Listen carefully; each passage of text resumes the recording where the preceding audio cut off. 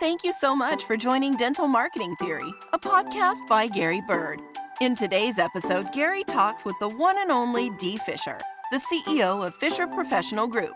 Find out what is Dee's secret weapon to help grow DSOs, create systems, accountability, and passion in the workplace. As always, please make sure to like, subscribe, share, and leave a comment, as all of these things really help to get the word out about dental marketing theory. Hope you enjoyed today's show.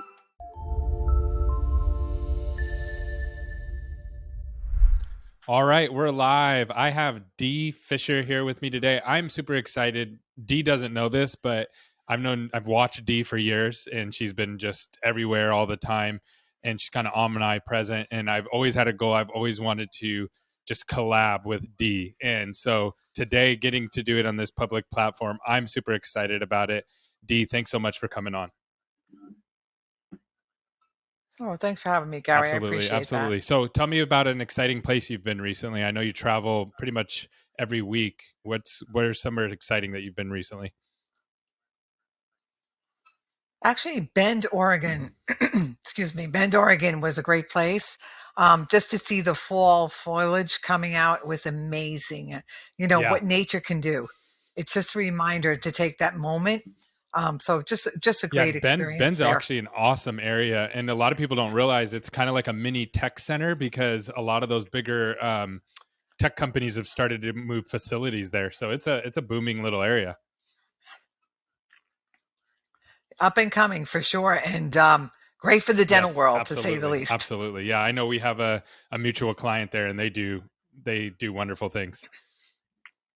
Awesome. So, Dee, I wanted to. You have one of the coolest and most unique stories of how you got into the dental industry, starting with one of your dad's friends. Would you mind just sharing with our audience today how you started off in the dental industry?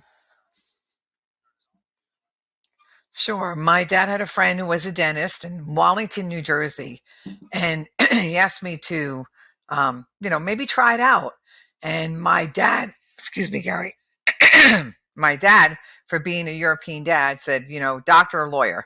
So I figured, let me go try this. And I went in there and instantly fell in love. I said, I think I could do this because I saw how compassionate this man was and loved his patients. And to be honest with you, a lot of other people in my family were cardiologists, and I'm thinking, taking out a heart, I don't think that's good for me. Taking out a tooth, I really can't kill anybody. So I thought that would be a great segue for me to go into the dental field. But I just loved it from the minute I walked in the door. One of the things that you said was the ability to have compassion on the patients. And tell me a little bit about the person that you learned from, how you saw that in them and how that cultivated that approach. Well, he was really in a low income area, and no matter who walked through the door, he just took care of them like they were family. And it was just compassion, compassion, compassion. And he never said no to anybody. And I can remember him just touching their hands, just calming them. Can you imagine someone coming to a dental facility and they're swollen and in pain? And he just had that magic touch. And I would just look at him. And I asked him one day, I said, Doc, how do you do that? He said, love from the heart. And it was just, it has stayed with me ever since. It's just a simple thing, and it impacts all of your life, not just your personal life, but when you approach business that way and you really care about people and you want to help them, it really does make a huge difference. And look at this, all these years later, you're still talking about it, right? It's still impacting you. So that's awesome. I know another thing that impacted you, Dee, was your dad was an entrepreneur, right?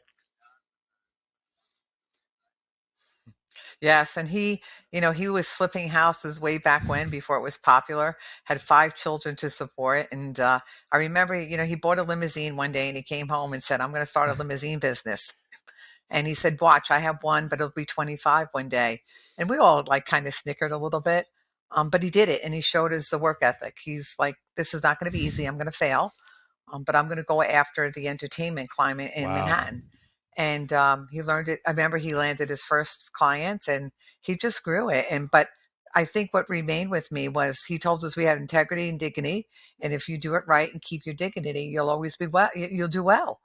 And so, seeing him grow that was amazing. Yeah, and so those are 3 of Dee's really staples there, is that she's always compassionate and she operates on a super high level of dignity and just shooting straight with people. And obviously those are where you learned it. Those are those staples. So I find that I love those origin stories, and I love how we get to where we're at. And I know one of the things that also impacted you, Dee, was you went to dental school, and that didn't work out. Could you tell us about that? Sure. I mean, I went to Fairleigh Dickinson, and I said I was going to go into the dental world, and was all excited about it. And I just realized after, being there, this night is not going to work for me. I love to talk to people, and honestly, having to drill in someone's mouth and talking doesn't work. That was the first thing. And I was just so intrigued of the business of dentistry. I kept watching this, and I said, I'm just not in the right place. And of course, my family's devastated. They think I'm going to go on this career path. But I just knew it, and I moved into more of the business world, started taking business courses. And I remember the school Mm. was closing and everybody was crying. And I was like, this is my out. This is great. I could tell Dad and everybody else. Oh no, they closed on me. I didn't close on them. um, but I remember the dean coming to me and talking to me and saying, no, you got something here. You go follow your passion and put it together. And in those days, Yeah, it's like, how because did you do that? you couldn't go Google it, right? And You had again, to kind of figure it out on your own, right? no, yeah, and you learn by failures. You learn by, like I said, keeping it to the grind, and that's what I did. And every experience I've had along the way, Gary, I treasure now. As we get older in life, and look, I'm on the other side, as I tell people, which is great because I've had so many great experiences, so many great practices to work with. But I now can really appreciate the lessons that I Yeah. was given. I think Dee, if I was going to like label your superpower, is that Dee has the ability to get everybody on the same page really, really quickly just because of who Dee is. And then also she spends every single week, she's inside of an office, and you're impacting people. You're actually touching them. So sometimes I'll bounce ideas off of Dee, and Dee's like, well, that's not going to work. And I'm like, well, why wouldn't that work? Well, because it will break at this part. You need to repackage it this way so that they'll receive it and then execute it. And I just love the way that you're able to do that in the dental industry. And I know that all started with your first partnership. And when you first got into dentistry on the practice side, could you walk us through some of your lessons, what happened there, and some of your lessons you got from that? Sure. I mean, coming out and trying to, create a company, talking to a lot of dentists, realized really quickly that, the business sense really wasn't there. They were more clinical. But the one lesson I learned very quickly from an early dentist that I worked with, I really had to listen. I had to listen to what they really visioned clinically. And when I was able to really listen and take their vision clinically and make it to a vivid vision for the team, it was really, enlightening, because in the beginning, I'll be honest, with you, like I was more clinical. It's like we have to go on the clinical side, right? And then I realized, like I said, well, let's write the vivid vision and let's have the team Mhm. write the vivid vision. And when I had the team write the vivid vision and the doctor would look at it, he said, okay, I guess that's in their words. Let's go with this. And then the alignment came, right? Then that's when the alignment comes. And when you have a team that can align together, that's the biggest lesson that I've learned. If you have your practitioner and you have your team aligning, and an outsider like me coming in aligning with that team and that practitioner and being an advocate for both, Yeah. it's the magical world. And I Yeah, truly and believe I that. know sometimes when a consultant comes in, I've seen it tons of times. Sometimes people get scared in the office, right? Because they're thinking, man, the last two times they brought consultants in, these people got fired. So everybody kind of gets on the defensive. How do you deal with that? I walk in with a sign that says, I'm not here to take your job. I'm not here to fire you. I'm here to get you a raise. It works really well. Because I tell them, if we do this well, everybody's going to participate. And that's one of the things that I work really closely with the doctors before I go in. Let's find the upside for everybody. There's an abundance here. And most of my practitioners are wonderful about that. And if you can really live what you say and walk that walk, and after, a month or two, and they're seeing it and they're seeing their revenue grow, and you're celebrating the wins, they're on board pretty quickly. So I think, celebrating those Yeah, wins is really I love important. that. And one of the things that you said there that I totally agree with, I've learned it personally and I've seen it in other practices, is you got to be aligned, and everybody assumes they're aligned, right? Leadership always assumes that the team is doing what they're supposed to be doing, and the team always assumes that they're doing what the leadership wants them to be doing, right? So, but most times we're not aligned. So what if someone's listening to this and they're like, I maybe my team's not aligned. How does somebody quickly get aligned with their team? So I'll tell you a quick exercise that I do with them. I will take a sticky note and I will have everybody write down one thing they want to change and one thing they want to keep. And when you start to open up the sticky notes and you see they're all different, there's no alignment. You know that. So you start with what is two things I would like to keep, and you get a consensus and you start to work there. That starts the alignment process. It's really an easy little exercise, but tells a lot. I did it the other day in a practice, and honestly, the practitioner was shocked Wow. what was said in a good way. And we started aligning, and within 2 hours, the team was engaged and said, "We can do this." So it's really not as hard as we think it is. Again, it goes to the listening skills. You're reading something, but you have to really be able to listen to it. And I will give credit to Mark Cooper. Many times he used to tell me, "Do you have to step back and listen and become a good listener?" And that's what alignment is: listening and then acting upon what you're hearing. And then so what's preventing people from listening sometimes, do you think, from the leadership positioning? Obviously, like you said, most of the people I work with are good people. They want their team to win. They want to win, but that alignment doesn't happen. And so it doesn't happen. What's preventing them from kind of hearing what's going on or listening the right way? So I always tell everybody, when you are going into a meeting, you as the leader speak last. You have to listen first. And if you can develop that skill, and sometimes it's hard, if you can develop that skill, you are listening. And while you're listening, you're actively engaged. You don't have a cell phone going off. You're looking at that person and you're really taking it in. And I also think a good listener repeats back what they heard. Because we want to make sure because we all have different perspectives, correct? So my two things that I say is speak last, repeat back, and get the confirmation that you really heard what they said. And all of a sudden, Gary, it's funny. It's like, okay, we have spouses, and my spouse knows when I'm really listening and when I'm not. It's just part of the game. So really hone in on that and that's a trick. And it's not easy. It's like you got to really speak last. I love that. And then, so what are some of the, outside the alignment and just being able to listen, what are some of the biggest struggles that you're seeing inside of offices, like boots on the ground right now? Right now, I am seeing that, teams are in a negative place just because of staffing. They're hearing a lot of negativity, they're hearing that white noise. And I think we're able to turn it around pretty quickly. And I'll give you an example. I said, I went into office the other day and I said, we're so short staffed, it's really difficult. And I said, well, why is it difficult? Let's look at the systems and let's see how we can make it undifficult. And one of the systems that we put in place was, let's look at how we're scheduling. Let's not stress this out. Let's make it it has to be good for your customer coming through the door, because the customer feels the stress. So I sat the team down and I said, okay, you're now the customer. What should we do? How should we fix it? And we made 10 bullet points and we put those systems in place, and they are a couple days in and they're saying, we already see that we can really do this. So let's be problem solvers. And when you teach them to problem solve their own problems, it's they feel engaged and they feel like they're solving it. So you have a lot of positivity. Absolutely. I think one of the biggest lessons that I've learned as a leader is that if I go in and solve the problem every time, then I'm actually crippling that individual from being able to make decisions and grow and get better. It's almost like you have to let people kind of fail and then figure it out and grow. And I know that can be hard sometimes when you have live action patients going right there. So I love the way you approach that. And the other thing I heard you mention is recruiting or getting team members in. How are you helping offices around that front? Well, I'll tell you that, one of the things that I've done recently is, there's not a lot of cars in America to be selling right now.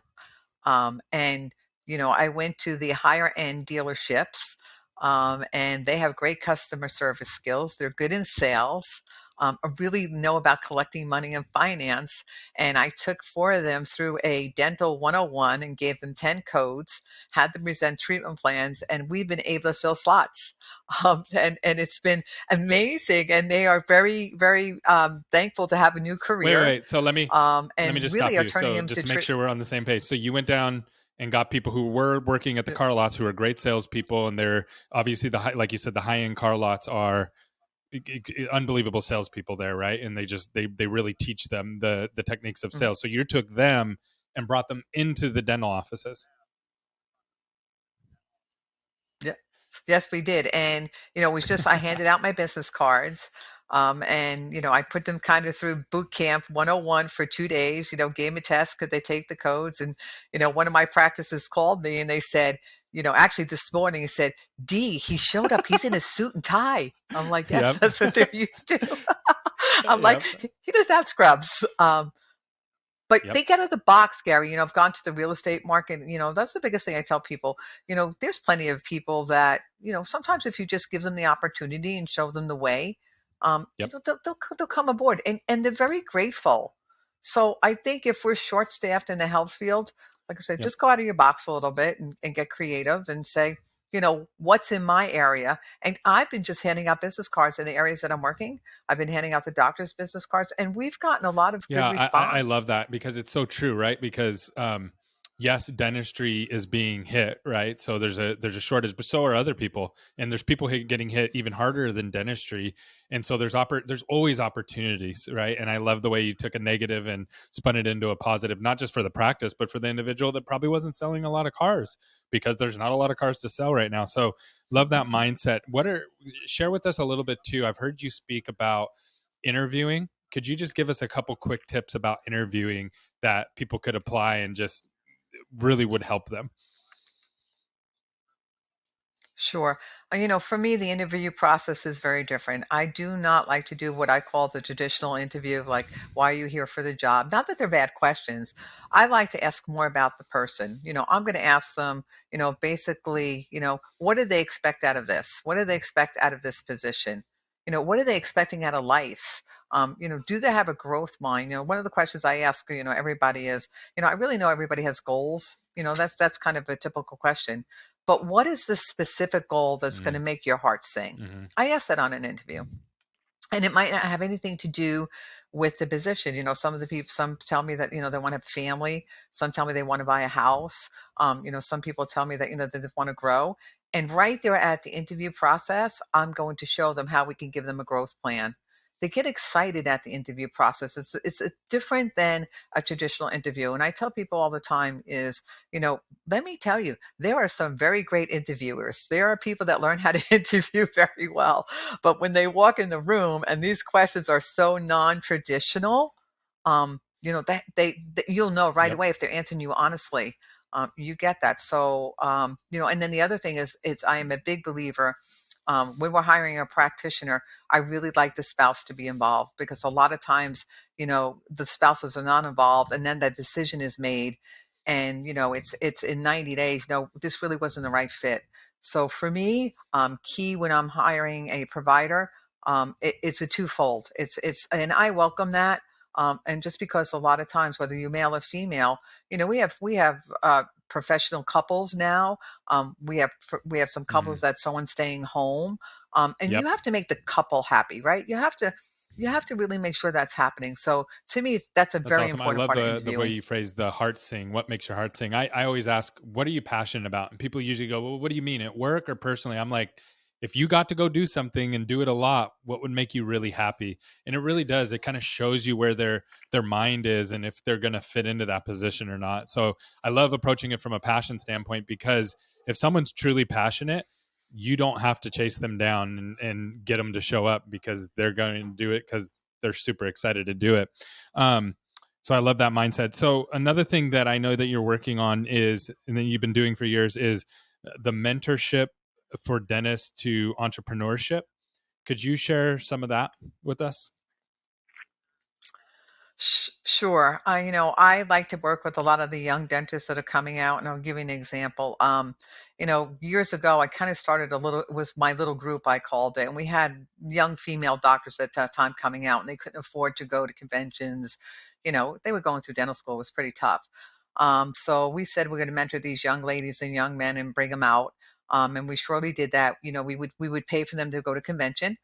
We would buy them the clothes for the convention, and the give back was they had to mentor somebody else or maybe adopt a child. So we had, for instance, my husband's assistant. He was a dentist in Mexico. We put him into a sponsorship program. It was that time Monarch Dental. And since he's become a dentist, he is adopted two children. One with Wow. special needs that has half an arm. So to me, that mentorship and keeping that mindset going is extremely important. And when you're mentoring, you put everything aside and you really mentor someone and say, okay, I've done this, but let's do it your way. I'm going to mentor you through this, Yep. but there's got to be a give back, Gary. And I think that's one of the things that I love about our profession. And I look at, all the time, I look at people like you, myself, and other people. We are big believers in giving back. And that's why I tell people all the time, I think the dental field is one of the most compassionate fields in marketing. Yeah. We're very compassionate people. We'll help anybody, Yeah. as long as they'll help themselves, right? You've got to Yeah. have And that, how do that people get buy-in. involved with that? Like if someone wants to be mentored or someone wants to help you mentor them, how would they do that? Usually they just email me or a doctor will specifically talk to me. I was in an office yesterday in Sebastian, Florida, and two new young doctors came on, and one's like 2 years out of school. And she asked me, she said, would you mentor me? And she said, I'm new here. I'm new in the state, and I really want to do a good job. And I said to her, well, tell me what mentorship means to you. And she said, I just want to know how to do it and do it right. And I said, well, you know how to do it Yeah. because you've been through dental school, right? There is no right or wrong, but what you're asking for is let's help build your confidence. Let's help you get good communication skills. Let's do that. So we set her off with reading The Ideal Team Player. She's going to read that book, and really it's about leadership, Gary. I think it's more, how do I become that leader? And to me, um, if you can be a ripple in this world, and I believe, everybody I tell people, if I taught you something, go teach two more people, right? That's not hard to do. So I'm going to mentor her, and then she's going to mentor the other doctor, which is really nice. So, but if anybody emails me or my assistant or calls in, Yep. we always I know take you that guys phone do. call. And if you're listening to this, Dee always is helpful anytime that I've reached out, anytime somebody else has reached out. Dee's right there to help. So one thing that now I missed this, and I'm bummed that I wasn't able to be there. But I heard you just killed it at the Dykema event. And I looked online. I wasn't able to get my hands on a copy of it because I wanted to prep for this, right? And so I could talk about it. But could you share just what you spoke about? And you can take as much time as you want and share what you spoke about, because I heard it was very impactful. We spoke about Mm-hmm. Margaret was with me on stage, but we spoke about basically really looking at CPIs, customer performance indicators, and micro KPIs, which we tend to not look at. We look at the big picture, we don't look at the small picture. For instance, if you have a situation where your ARs are out of control, what's the micro KPI that's making that happen? Because that's going to tell the story of your practice. You look at customer performance indicators, are you going micro? Are you talking to your team? Are you doing those surveys? I look at team performance indicators all the time. Again, that micro team, and you have to really drill. Mm-hmm. We talked about the drill down. How do you drill down? Because so many times we're up here on that upper level, and we all have KPIs, but Harvard just did a study, and it was interesting to me. It used to be, before the pandemic, it was touch points. Okay, Mm-hmm. now it's need points. And I just What's spoke at the real quick, Dee? DO, What's and the difference I between said, those two everybody, things? Can you break that down? What's the sure. difference between a touch point and a need point? Yes. So a touch point used to be when you would come into the office and we kind of would have that wonderful feeling, those lavender towels, all those good things that are touching you in a nice way. Now the need points is I need it now. I need it today. I need to get this done. pandemic. I don't know if I want to be in an office. All this is going on. So for me, we looked at it and said, well, how do we make the need points a wow? Because you still want the need points to be a wow. So I spoke at the DEO and was with Tarek Ali, and we kind of did a little skit on what I call ANT, and that's action needed today. And setting up your practice for same day starts, setting up your practice to be ready to go for those need points. And we spoke about that at the Dykeman. And yes, we got a lot of great feedback from that. But I think because I feel the mindset has changed post pandemic. And again, Gary, you're in marketing. You can tell me better than anybody. You're the expert about how the transition in the United States. People are moving. This is such great opportunity. I get excited about it. I'm like, I mean, if I was in marketing, I'd be killing it. It really is. You're 100% Really? right. And I love where your abundance mindset goes to instantly, right? Because it would be really easy to be like, oh no, this is horrible. But it really is an opportunity. We're in a once in a lifetime massive shift right now, like almost like when the internet started. When the internet started, you were either on the winning side of that or the losing side of that, right? And now we're doing it again, and it's huge opportunities. So I love the way you kind of thought through that, and you're excited about it. I am too. One question though, so in dental, obviously there's dentists love data, right? And I think a lot of people who are in dentistry or lean towards going into dentistry as a support also love data. I love data. I know you do too. But there's like all these random data points, right? So you got KPIs, CPIs, OKRs, micro KPIs. How do you go about sorting all that with the people that you work with to actually have actionable items that are going to help their practices? So, for me, I tell people every time there's so much that you could be working on, correct? And it's overwhelming to the teams.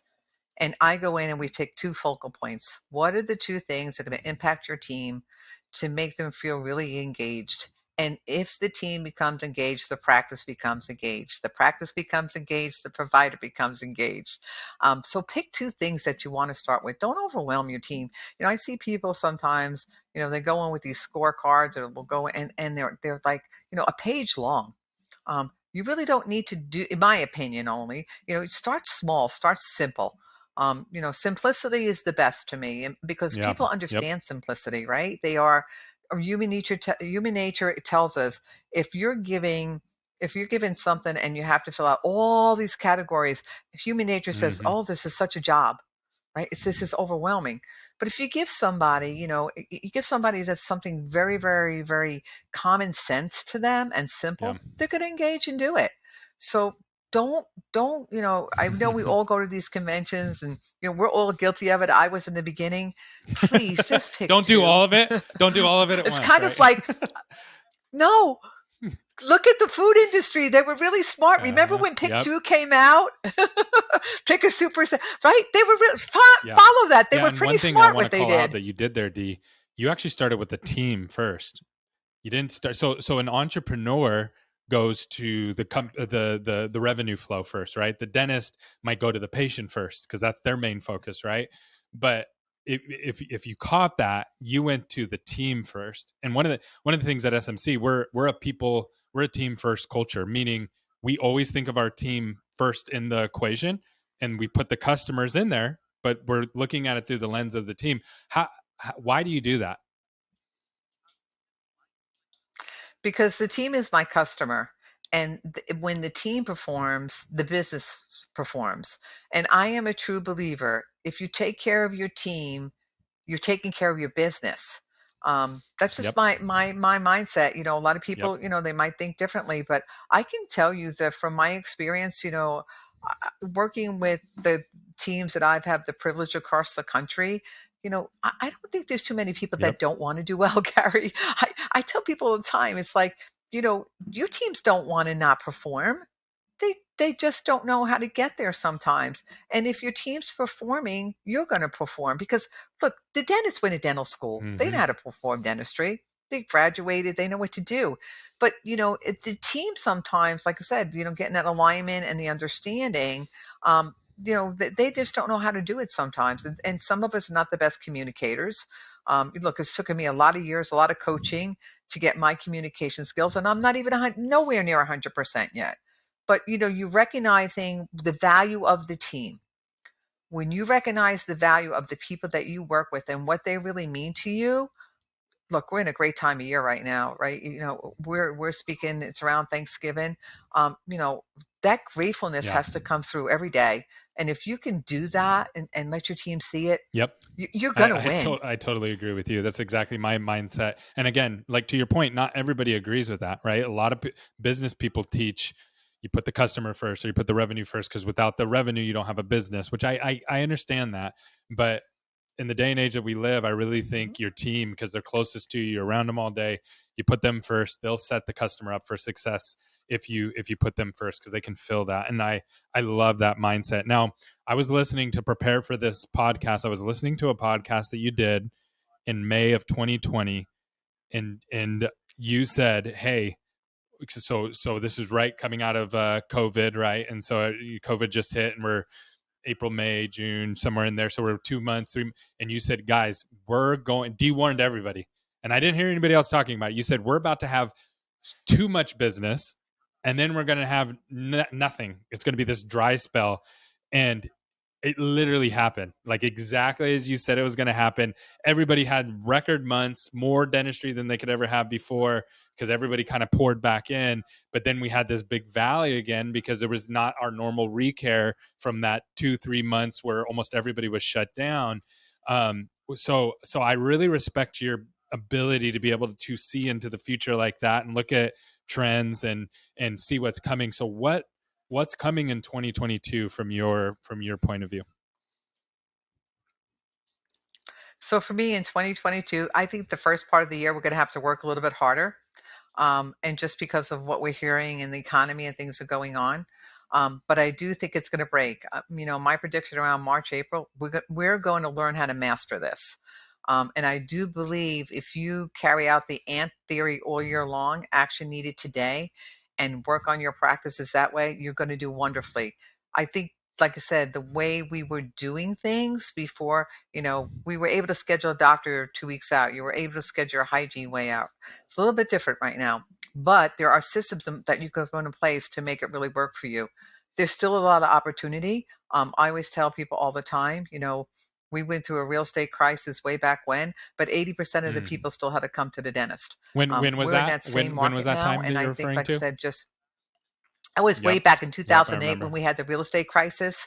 Everybody was, our practices, we did very well, but we had the mindset that people still had to come to the dentist. So to me, right now, what I would tell everybody, make your adjustment now, prepare for it. We should be in the time where we're doing projections for next year anyway, looking at what's going to come, the numbers that are going to come. We'll still be healthy, but we'll be healthy in a different way.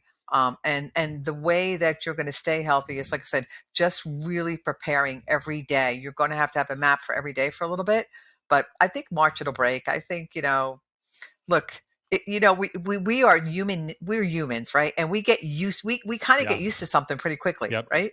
We get used to it, and we just go. It goes. We just go along with it. But it's that 3 months that I think January, February, March could be the teller. You're looking more at the you. economy side of things and people wanting to spend money on dentistry. Now, one study that I've seen that's really cool, or it could be a negative to some, depending on what kind of dentistry that you're in. During down times like 2008, general dentistry doesn't really dip. Like, it's very small, the dip that it takes, because people view that as a necessary need if they've already been doing it, to your point. But the bigger elective treatments take massive hits during that time. So if you're a practice that's really relying on that heavy elective, and when I say elective, I mean all on fours, implants, Invisalign, those kind of things, those kind of treatments tend to dip, because people are like, well, I can do that next year, right? And it's very similar to like the car business. The car business really takes a hit during that time. And I like to relate it back to Netflix. No one's going to, even if the economy tanks, no one's canceling Netflix, right? Like, everybody's going to keep their Netflix account because that's what they watch on TV. So general dentistry, that hygiene model is your Netflix model. That's the model that keeps the people coming back. So what are your thoughts? Like how is that going to, if the economy, what your projection's true, the economy takes a hit, what can people do to start preparing for that if they are on that more of that specialty side, or that's a big part of their business? I told everybody, I've been doing projections for the last month, and I'm preparing everybody by saying, let's look at our procedure mix. Let's look at it and let's plan for a really healthy procedure mix. So if we've been concentrating on formula floor, we've been concentrating on more on implants, let's really start to teach the team and make sure we're diagnosing for a good mix. That procedure mix is going to be crucial. So if you look at it, look at a practice and you've done really not a lot of perio, for the last year because you focused on, higher end treatment, you might want to look at making your perio program healthy, right? Look at those things. And I think payer mix and I think procedure mix are going to be key for the upcoming year. Just really look at those and working with them every day will keep you successful. It's like, I always tell people all the time, it kind of reminds me of, what's the shiny object for this year? Well, the shiny object for this year is, I think it's going to be the procedure mix, and I'm going to teach it all day long. I'm going to lecture about it. You see that, Gary, like in marketing, I am telling people all the time with the people moving, right? It's kind of the same concept. And when I tell everybody, talk to the experts, talk to people on the street. It sounds crazy, but right. You talk to your neighbors, see what they're feeling. I have good conversations with people. They tell me a lot of things. I had a conversation with someone the other day and they basically told me, we're feeling it. Thanksgiving dinners costing us a little bit more than last year. So talk to people. And again, that listening skill is going to tell you a lot on how to really, what you're gauging for in your practice. So I love that mix that you're talking about, because I think it's easy to fall into the trap of things that you like to do, or treatments that you like to do, or things that are high profit and low chair time, things like that. So how do you break that down with an office? How does an office even begin to sort through that and figure that out? Well, your practice management software really have good tools in them. If you just run your procedure mix for the whole year, it's going to tell you that these were the percentages, and you really have to start to evaluate those percentages and look at them. Okay, and what procedure mix did we leave on the table last year? I went in an office the other day. The office has really doubled in a year, That's awesome. which is wonderful for us. But we looked and we looked at restorative procedures, right? And honestly, we left 200 crowns on the table in the last quarter. They just were, in the mix of everything, the hustle bustle of the large cases. And so what I educated the team on was, well, even if we converted 1/3 of that, what would it look like? What would that look like for January, February, March? People are getting new insurance benefits. And, we said, let's put a campaign together. Let's put a marketing campaign. Let's start looking at that. What does that all look like? And, honestly, we did about 2 weeks ago, and the girls told me we're scheduling them. It's just something we weren't looking at because we were looking more at the implants. So again, it's right in your practice managed software. Pull it, look at it, and sit as a team and make a decision. Because I think, Gary, honestly, for me, January, February, March, marketing campaigns are going to be really crucial. I just think it's, I'm telling everyone, and not because I'm on with you in the market, I'm telling everyone, hit your marketing hard. Hit your marketing hard. I think it's going to be crucial. When you say marketing, are you talking external marketing, attracting new patients? Or are you talking internal marketing to cultivate, just like what you talked about? You had 200 crowns on the table, call those people. Or are you talking, you got to do both? You got to do both. And I think where people miss it is, what's the rate of return on marketing? I tell people all the time, don't just look at the new patients. You've got to look at what the new patients are referring you, right? There's another sector to this all that's really important. So if I draw in a new patient, I want 2 or 3 referrals from that new patient. What does that look like? And really looking at those numbers and those payer mixes and procedure mixes, you could put together, the Super Bowl of Dentistry. I talk about that a lot. What does the Super Bowl of Dentistry look like to you? What is going to take you over that, over that touchdown? What's it going to look like? And put that plan together with your team, because I could tell you got a lot of smart people on your team. Right? They see when you're busy all the time, and especially when you're spread thin, it's easy to miss these opportunities. But if you pause and take a couple days and then look at the things that Dee's telling you to do, there's so much opportunity. There's so many people that need help. There's so many people that want help. and they're just waiting for someone to tell them. So I love the way you're thinking about that, Dee. So any questions, anything that I forgot to ask you, Dee, that you would like to cover? The one thing that, I would like to cover is, everybody in their practices should use experts. Yeah. Not me, don't get me wrong, but we should use experts. I mean, I find a lot of times we're going in and, people are trying to, develop their own hygiene program when you probably can make a phone call to an easy person. They could take you down that road. Use the experts. They will save you a lot of time. And some experts could really gear you to really, really have that growth spurt that you want and maintain it. And that's where I think the one thing that I would like to tell everybody, Gary, on this podcast, if you have a growth plan, also have the plan to maintain it, because we tend to get those spurts, right? We get a spurts and then we decline. And what happens when, as human nature, as we decline, we kind of start pointing fingers and saying, well, this didn't happen, that didn't happen. You have to have both plans. You have to have a growth plan and you have to have a maintenance plan to maintain that growth. So if anything they could take away from today is please put two plans awesome. together, not what one. does a maintenance plan look like? 'Cause a growth plan, I think people have a lot of exposure to those, but then what gears have to shift to go into that maintenance plan? So when you're looking at your maintenance plan, for me in dentistry, I'm looking at three factors. I'm looking at the first factor is, do I have the team and can I sustain what I am creating through my growth plan? For instance, do I have to go to, two shifts to maintain that, right? I'm looking at that. I'm looking at, my procedure mix. Do I have the providers to provide all those procedures? That's the maintenance plan. It's kind of like you buy the new shiny car, right? And we go there, and now we have to maintain it. We have to put oil in it. We have to make sure we're rotating tires. It's the same type of thing. You get what you want and you have it, but you have to maintain it. So look at the second part of that plan. And like I said, it's really it's not hard, but it's something that's often forgotten. True. Well, last question for you. What is the most impactful marketing campaign that you've ever had on your life? Not in dental or producing new patients and things like that, but a marketing campaign that influenced you as a young person or recently in your life that just really stuck with you. Well, I will tell you this. It was so funny. I remember when the internet was coming out and it was a big thing, the internet. And I remember sitting in a classroom and my dad was an entrepreneur and he got a computer. Okay.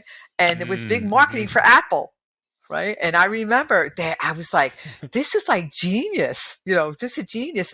And my dad came home with an Apple computer and I was like, I was so caught up in that marketing program, but I realize now what they were doing, they were setting the future for us. Right. So honestly, I still have that Apple. Do you really? Computer. Do you actually have the computer? I have that computer. It's like I tell my husband I'm going to donate it to one of these museums one day. I have it because it was a relic of my dad's, and I have it with his best friend's dental kit. Are you serious? It's together.